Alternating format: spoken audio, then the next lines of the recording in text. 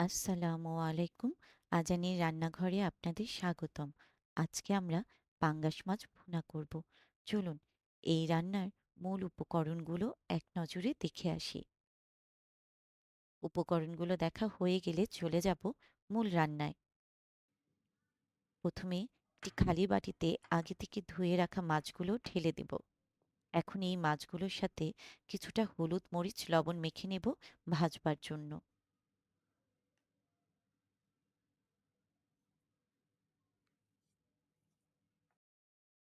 কড়াইতে দিয়ে দিচ্ছি কিছুটা তেল।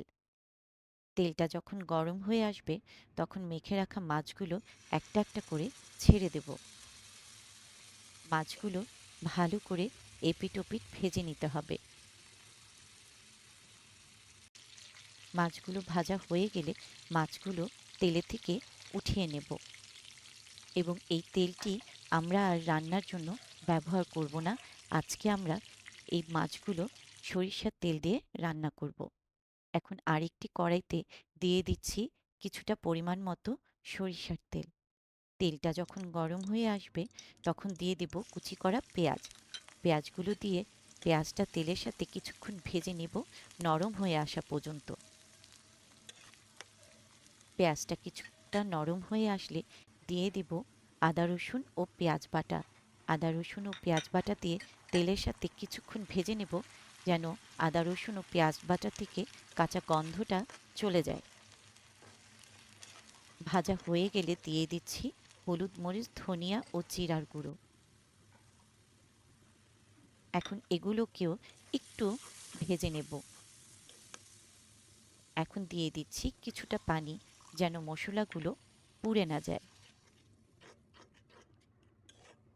মশলাগুলো ভালো করে কিছুক্ষণ কষিয়ে দিয়ে দিব পরিমাণ মতো লবণ। লবণ দিয়ে আবারও মশলাগুলো ভালো করে কষিয়ে নেব। মশলা গায়ে থেকে যেন তেল উঠে যায়। মশলা গায়ে থেকে যখন তেল উঠে যাবে তখন ভেজে রাখা মাছগুলো দিয়ে পরিমাণ মতো পানি দিয়ে দিব।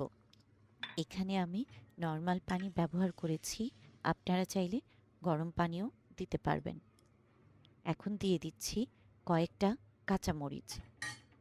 কাঁচামরিচ দিয়ে ঢাকনা দিয়ে দিব ঝোলটা টেনে আসা পর্যন্ত।